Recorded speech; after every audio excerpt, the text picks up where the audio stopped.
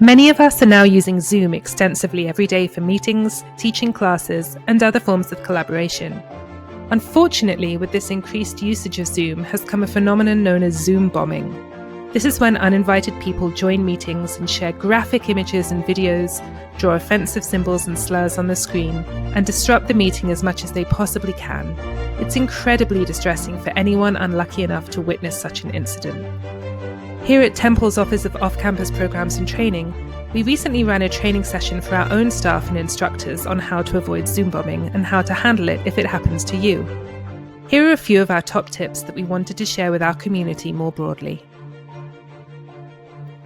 There are a few settings that you can use to change how people join your meeting. One is the waiting room. You can enable your waiting room so that you can see who's in there, and then choose who to let into the main meeting itself. You can customize the message that people see when they're in the waiting room, and you can also make Zoom play you a doorbell sound when people enter, so that you know there are people in there. It's a little labor intensive, but worth it for relatively small meetings where you know exactly who's meant to be there. You can also create a password that people have to enter in order to access your meeting. You can make the password whatever you want so that it's easy for the people who know it to type it in and join the meeting. But it's an extra layer of security that seems to dissuade many would-be Zoom bombers.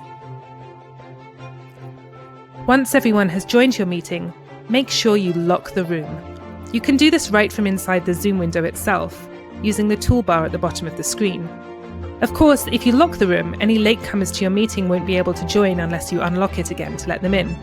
But this can be an additional incentive for people to join on time. In your meeting settings, make sure you've disabled screen sharing for anyone except the host. You can change this during the meeting itself if someone else needs to share. But as a general rule, keeping the screen sharing limited to the host only is best, unless absolutely necessary. It's important to know that there are additional settings for disabling participants' abilities to share their personal whiteboards and to annotate the host's screen share. These are not included in the screen sharing settings.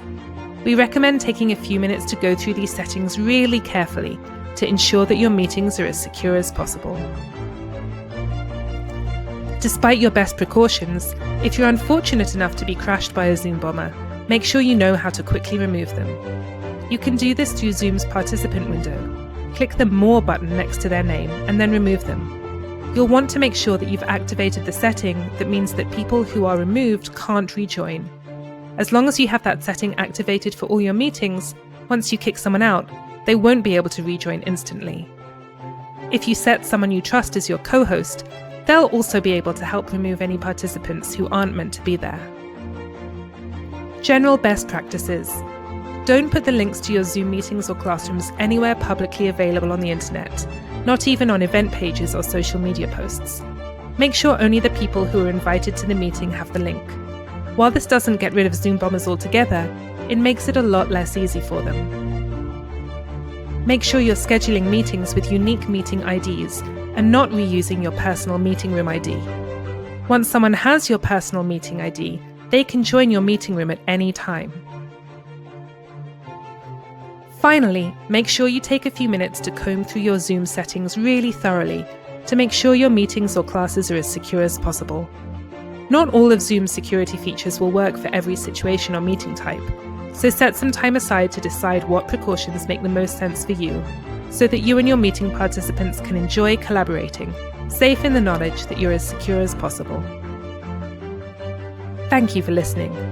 From all of us at Temple University's University College, take care, and we'll see you soon.